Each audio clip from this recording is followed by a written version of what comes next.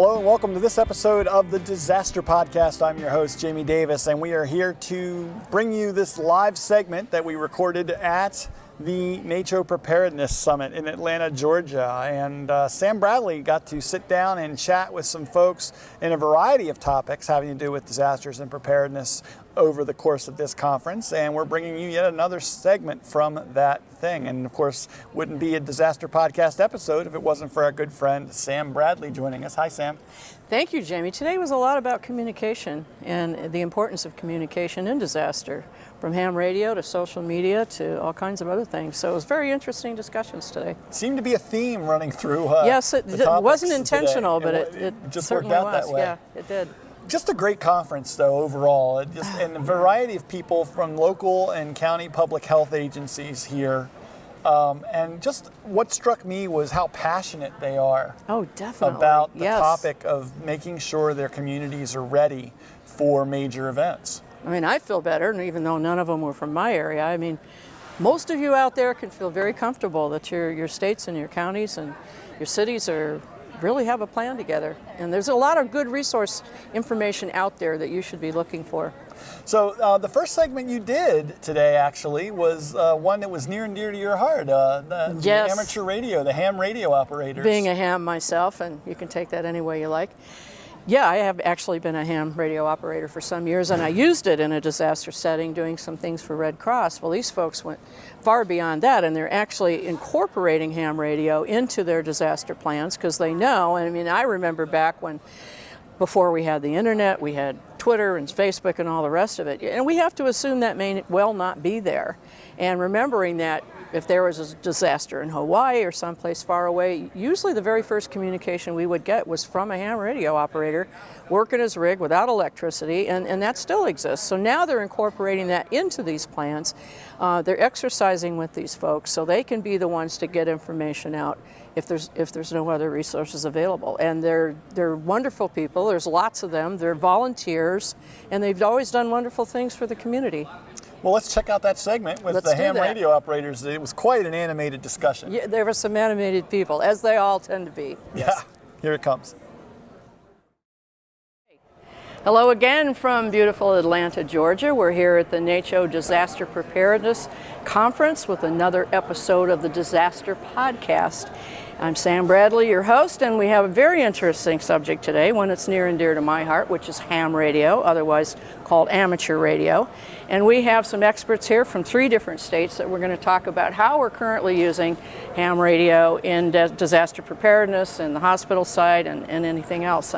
You know, my recollection of ham radio, having been one for a really long time, was when there was a disaster and all communications were down, this was often the first communication that would come out of a severely impacted area was the ham guy that had, a long-range radio, and that's always kind of been the case. I assume it probably will be, because people don't realize that when communications goes down, you can't get 911 on the phone, your cell isn't going to work, and so ham is amateur radio, whatever you prefer to call it, is still going to be a really necessary resource. So we have Ralph Dutcher from New York. Rochester, New York. Dave Cox from Oklahoma, and Stephen Rosberg from Utah. So we have quite a variety of folks here. So why don't you start and tell us a little about yourself, Ralph? Okay, I'm Ralph Dutcher from, like I said, upstate New York, Rochester. And I'm here basically representing the Monroe County ARECS RACES group. ARECS Amateur Radio Emergency Services, RACES Radio Amateurs Communication Services.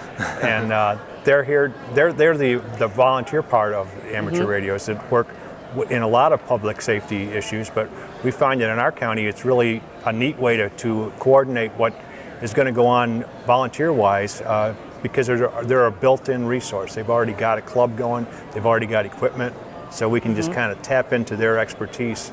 And they're usually very, very good at what they do. So. And for full disclosure, I actually do work in public health, so. There's that. But yes, traditionally hams have been volunteers. I did Red Cross work for many years, doing disaster level Red Cross thing. It was the only means of communication we had sometimes. So, Dave, tell us about yourself. I'm Dave Cox, Deputy Director, Oklahoma City County Health Department.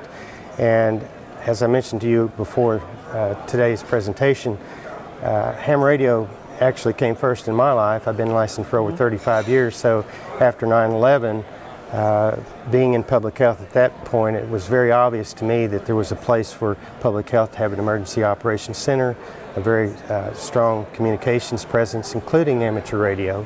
So we have spent a lot of time and a lot of effort and resources over the last 12 years or so at the health departments too that I've worked at, both in Tulsa as well as Oklahoma City, building those communications networks.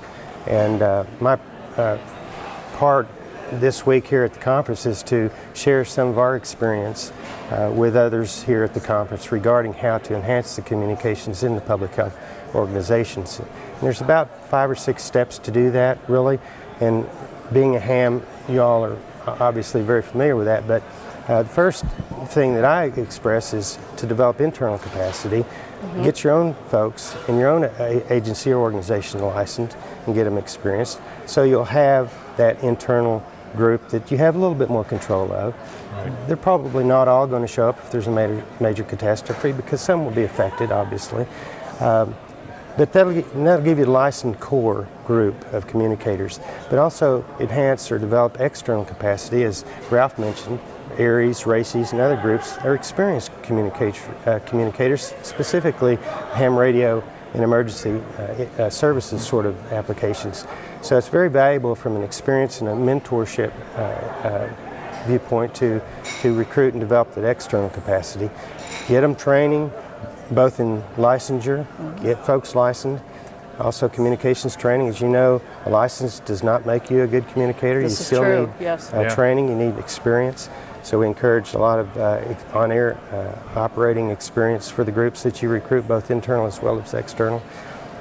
As we all know, everything you do in this business has to be incorporated or integrated with your emergency operations plan. That's an important step as well. And then just continue that outreach to continue to build that experience and that enhance your communications capabilities at your agency. Excellent. And Ralph reminded me yesterday, it's not that difficult to get a license. It used to be very complicated, where everybody had to learn code and that kind of thing. And it's not that complicated anymore, but your point is very valid. It's like anything, if you don't use it. I mean, I have a radio, I still haven't figured out all the buttons on, and so I tend to not use it very often, and I should really go back. Should have brought it with us. We could have programmed it for you know, if had I known, I would have done that. So Stephen, you're from Utah, and you can tell us something about how radio is utilized in the hospital and the healthcare arena, correct? So my role with the health department, we're in southwest Utah, so down near Zion National Park and Bryce Canyon. That's in our region. There's 5 counties, 17,000 square miles, so a large area that we need to cover. And I'm the regional medical surge coordinator for and so we're dealing with all that medical surge component. And so follow under the HPP grant is kind of where I fit in the world. And the idea is some of the grant guidance is interoperability communications, and so we've looked at various things. We always do drills, several times a year among all of our healthcare organizations. Like a couple weeks ago, we had a drill. We had about 70 participants doing it, and what I did was set up a drill and said, okay, we want you to communicate some information to us, which happened to be number of staff you have on call, and then how many are called out sick. So just 2 little bits of information. We wanted it communicated on an ICS 213 form, so just using some of our typical things. And we had responses come back. The total, there was 3,004 people that were on staff, 54 were out sick. So just kind of an interesting thing that came from our region, and we had a whole variety of different groups, some that had never participated before, and it was just a great way to engage everybody. Sounds like they had a good time. They did, and I told them, this is how I want you to participate, but how you communicate to me is up to you. But I want you to press yourself and do something you typically don't do. And so ham was part of that, and what we've tried to do is we've done a lot of drills related to, using our satellite phones, and one of our hospital administrators basically said, well, this is a horrible technology, because he had to be outside, and if you're waiting for a call, he lives up in Panguitch, if you know where that is. It's in Garfield County up by Bryce National Park. Okay. So if it's the middle of winter, it's 0 degrees, snow on the ground, and so he just thought it was just bad, because he had to have his arm up and his leg out, or try to get a tinfoil connection. on his head, Yeah, exactly. And so as we continue to look through those communication sources, ham radio really pops to the top because of just what it can do. We have a lot of our healthcare facilities that are long-term care. They had equipment. They had a base station and 2 handhelds that were provided by the Utah. It was the Hospital Association, Healthcare Association, but they weren't operational. And so there's that effort. And then some of our hospitals had some ham radios, others didn't. So we have a project where we're installing those in all the hospitals in our region. We're doing special antenna types, it's an NVIS, Delta Loop type antenna, so we can have some more local propagation on different bands. And so we'll begin doing more drills as those get installed.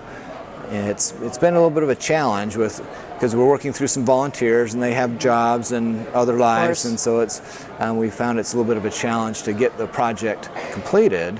Because we have all the equipment, but getting it installed, it's somewhat of the scenario of the long-term care facilities where they didn't have the expertise. Some of mine was trying to just get we have some engineers that are part of our ARECS group. Great resource, but he had some other jobs that he was doing that took some precedence for his life, which is understandable. But we're moving forward again, and we anticipate those being installed here the next little while. And we'll continue to do drills and hopefully be able to communicate across our region. Both over voice and digital communication is what we're working to build. Yeah. And of course, every time you exercise, you learn something that you can tweak and make it a little bit better. But talking about the satellite radio, it's just one of those things because we have an app for everything. But if there's no internet, what good is that going to do you as far as you're collecting information on your hospital resources? I mean, I'm from California and we have all the fancy,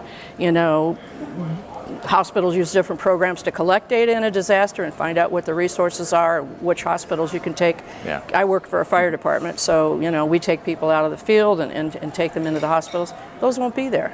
Right. It may be all you have is amateur radio or maybe satellite, and it's a whole different bird. So, Ralph, how do you utilize it in New York? Well, Stephen made a good point, I think, when he was saying that they use both analog and digital, voice and data, because I think a lot of folks think about amateur radio as talking to one another just with words. But there's probably a new emergent type technology. It's been around for a while, but our club is using digital communications a lot with the programs called FL Digi. And that way we can transmit a picture of data, like a spreadsheet or a whole document or an inventory list or maybe even a medication list, which would be really difficult if you had to do it over voice or even with a Morse code key. It would be a longer process. This way you're taking a snapshot of a whole lot at one time and then just squealing it out over the airwaves back, and it's going to be translated back down the other side, and you're going to see exactly what was sent from one place to another without any question about the accuracy of what's being transmitted. Well, I have this vague recollection of this thing called packet radio, which I never actually did figure out what that was. All I knew was it utilized a computer somehow. Mm-hmm. So it almost sounds like an interesting variation from the radio use. And it's very simple. I mean, you need to have a computer to make it work, so there's a blurring of technologies there. Some folks I've been talking to even today here are saying that perhaps that they don't appreciate the computer part of the hobby as much as they do the actual talking part or the other things. But we call, in our club at least, we call amateur radio the first social media, because it's basically a way of people talking to one another and communicating. It's the truth, yes. And now we're becoming more sophisticated as the technology changes. So to me, as an older guy getting into the hobby, I thought it was really interesting that I could take that really simple test. I'm working on my second level right now, so I'll be able to have more capacity going further places with the networks that way. But right now I can do what I need to do for our club, and we use the operators for a large degree in our point of dispensing locations. They're the alternative communication that our deliverables require. So we have a number of folks, our public health service has provided the antennas at the pod sites, and then we depend upon volunteers to come with their own gear. So it's a reduction of expenses that we have, and because we have a good working relationship with them, actually, a service provider type of relationship with the club, we can depend upon them to come out when it's necessary. And guess what?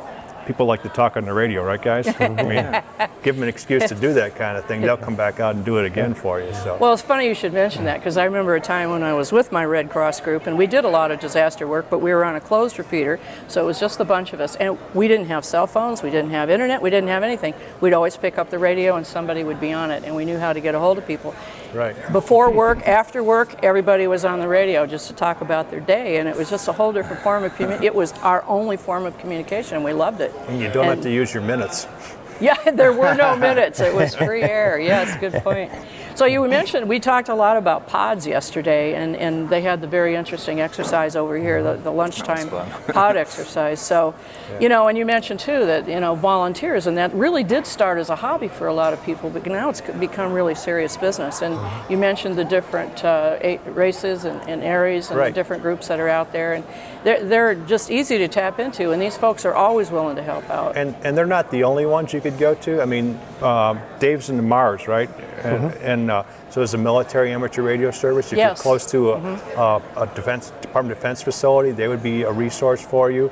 There's faith-based groups out there. The Salvation Army has a group called Saturn. So amateur radio is in a lot of different places. I mean, the slogan that always comes back to me is, when all else fails, there's amateur radio. That's the truth, yes. You know, battery-operated, portable equipment you can depend upon. And we talked yesterday about the field day exercises that I remember so well, and the whole point was, in a disaster you're not going to have electricity, and so the hams would get together and find a high point, put up their antennas and get their battery powered radios and see how far they could get out and see how many contacts they could make, and that was a lot of fun. But there was a serious point to it. You were actually exercising for a disaster, and that's worked very well, hence the need for ham radios now. So, Steve, how would they learn more about your system, and if people have, this may reach some of your local folks that might want to get involved? Yeah, well, hopefully they know about it, because I try to attend the club meetings. You found them all, have you? Well, no, there's always somebody that doesn't show up or is not active at a point, so you have to continue to reach out. Probably the best source is on the Preparedness Summit's website. There's a ham radio section in there. It has all of our information, I think, for each of us there. Right. Oh, good. And the idea is that I think we'll have our presentations that will be posted there after, because we did a presentation on Tuesday. It talked about the different aspects of some of the more details about what we've talked about today. So there's that, so that's probably the best source. I guess our local website is the swhealth.org, so that would be another source to be able to find me for the Southwest Utah Health.org is what that is, and that would be a good place. We'll be sure to get that link so Jamie can add it into the show notes. So Dave, anything you'd like to add? Where can people find you, or what's some good reference information? As Steve mentioned, I guess this podcast plus our presentations will be on a link from the NACCHO website as well as your website. We've advertised quite a bit regarding the issues or the sessions that we're actually doing here this week in QST Magazine, CQ Magazine, and several other resources that ham radio operators have access to. Local organizations in my part of the country are certainly familiar with our operation. We've partnership with a lot of the local clubs in our area to help provide additional resources, both from the standpoint of local with VHF and UHF capability, as well as HF for long distance communications. One of the things that we plan to promote after this, I visited with NACCHO somewhat, is a couple of national networks. One was established by the CDC called the National Public Health Radio Network, which actually uses federal frequencies and CDC's licensure capability for public health, state health departments as well as local health departments. And we're replicating that same model using ham radio operators, ham radio frequency, and amateur radio equipment in a program called Hams in Public Health. So we'll be contacting, again, we've already contacted several hundred health departments around the country, but we'll be expanding that outreach to try to get ham radio operators working in public health or hospital or healthcare coalitions, as well as public health, to be a part of that network where we can establish national as well as local and regional communications networks that will be invaluable during events. Oh yeah, absolutely. One thing you sort of touched on, since we in public health and healthcare really become first responders since 9/11, we're all very familiar with exercise, and drills, just tons and tons of them. We've been doing that in ham radio for 50 years. You mentioned field day. There's over 700,000 ham radio operators licensed in the United States. Wow. Over 7,000 clubs. So when we have field day, as you mentioned, which is the last weekend in June, last full weekend, there's literally thousands of ham radio operators representing thousands of clubs that deploy to the field with emergency power sources. And we're literally doing an exercise or a drill for 24 hours, operating that equipment, hoping that we can make as many contacts as we can. If something breaks, we fix it. That's part of the exercise, to make sure that we continue that form of communications. It's as you mentioned in the beginning of this podcast, and as Ralph mentioned, when all else fails, amateur radio gets through. And there's reasons for that, and you touched on it. The infrastructures on almost all of the other forms of communications will be down or severely compromised. Ham radio is decentralized, portable power. There's tons of ham radio operators willing and able to volunteer to help you continue your communications capabilities. For us, it's a primary source of communications for some of the aspects of our pod operations. It's secondary to some, and it's certainly backup for any of our operation and all of our operations. And I have to say that to the hams, we appreciate you. I mean, all the work you do, like you said, even when they're not involved in your operation, they're out there learning everything they need to know. They're drilling, they're exercising. So I would ask you too, Ralph, I would ask the same question, but what if someone's interested in becoming a ham? Where do they go to find out what they need to do? Well, there's a couple of easy ways to do it. You could go to the American Radio Relay League's website.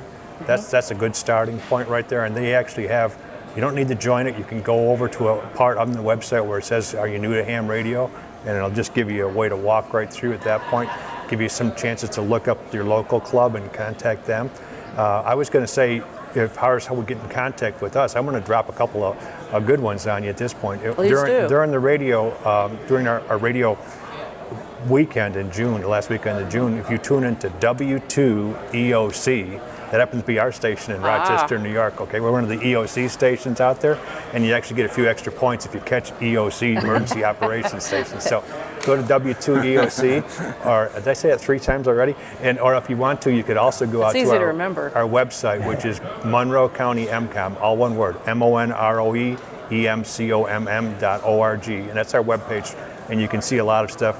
We actually put on a little bit of a all-day activity in the fall called MCOM East, and if you're interested in the area, feel free to come around. It's an all-day session on emergency communications put on by people in the field and people that have their hands into this sort of thing. So it's not all public health, but it's all public service that way. So. Well, it's funny too, because this shows something about hams, because you got 3 guys from 3 different states, and they all know each other, and you understand what you know each other does, and I think that's pretty cool. Don't ask me what their call signs are, though. I haven't got that memorized. I have to remember mine. Well, as much as I'd love to talk about this all day, and we certainly could, I guess we have to give some time to somebody else today. So we will have to call this a day. So thank you for being with us. 73. Oh, good point. That's what you see at the end of a call. But so thanks for being here at the Disaster Podcast. I thank all my guests for giving us some really good information. We're hoping that we might inspire some of you to go out and get your license and be a part of the public health effort in a disaster. And this will be it for us for this segment of the Disaster Podcast. This is your host, Sam Bradley, and we usually end with disaster medicine is not your everyday medicine, but in this case we're adding on to the tagline that emergency preparedness is everyone's responsibility, and the hams have certainly taken their share of that. So we'll see you soon. Sam, I have to tell you, that was just an amazing discussion. These fun. guys really have put an infrastructure in place to serve their communities, and it's all done on a volunteer basis. It always has been, and you have to give them credit for, I mean, years and years I've known hams that's what they do. They serve the community. That's really, I mean, you talk about ham radio, yeah, they like to talk to each other, but when it hits the fan, they're there. And it's a resource that I think a lot of people forget is there. And it's nice to see that these organizations and cities and counties are actually utilizing them in their plans, because when it hits the fan, they're going to be the first ones there. And I like their commitment to being prepared, that they train, they regularly get together, they actually have annual events Yes, they do. where they make sure that they are able to get their radio transmissions out from their communities so that they can communicate with the outside world. And they do that without electricity, and that's kind of the intent, because they know the likelihood of that being there. Well, so they work on battery-powered radios and apparatus and antennas, and they're ready to go. And that preparation is so important at all levels of the response, whether it's community response and volunteers or organized response services like our local EMS, fire, and police, and that's where people like our partners, Paragon Medical Education Group, come in. Is that Yes. the folks at Paragon, Joe and Jim and the rest of them, really bring a unique educational resource in that gets you set with real life scenarios, real life drills and setups, so that you are really prepared. Not just the thought process or the situations where you sit in a boring lecture and get killed by PowerPoint. Death by PowerPoint, right? yes. I mean, they actually, they limit their PowerPoint, and they want you to be hands-on. They want you to get out there and do real things. And I can't say enough about their educational experience that they put out there. So check out Paragon Medical Education Group. They are our partners in the Disaster Podcast. They make it possible for us to bring this show to you each week.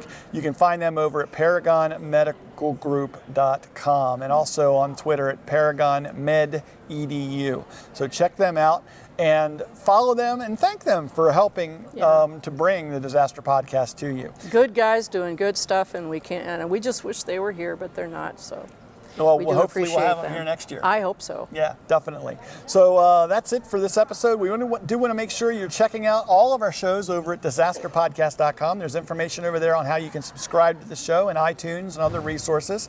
But also, we want you to become an active member of the community. So leave a comment in the comments area for each episode or article over there. You can leave that comment. It emails us. We will get back to you, and we can have a discussion. Maybe you have a resource you'd like us to have on a future episode, somebody to interview. Whatever the case may be, make this a community effort, and that means that you need to contribute too. And really check out these episodes, because at the end of each episode we have really good resource information. NACCHO alone, I mean, you mentioned that in your last podcast, that they keep going back to, it's on the NACCHO site, it's on the NACCHO site. So a lot of good resource information, and please do prepare yourself, because you never know what the next one's going to be like or what's going to happen. And as much as we like to think it won't ever happen, it's just really a matter of when. Yeah, it really is. Sam, where can folks find you? Well, Sam Bradley pretty much anywhere. Sam Bradley on Facebook, Sam Bradley 11 on Twitter, and certainly on the disasterpodcast.com website. And you can find me under the handle PodMedic just about everywhere you look, so find me there. And also, of course, all of our shows from my various programs and others available for you over at the ProMed Network at promednetwork.com. Wealth of knowledge there, yes. Excellent. Sam, you want to take us out? Yes, as we say in the disaster world, disaster medicine is not your everyday medicine, but disaster preparedness is everyone's responsibility.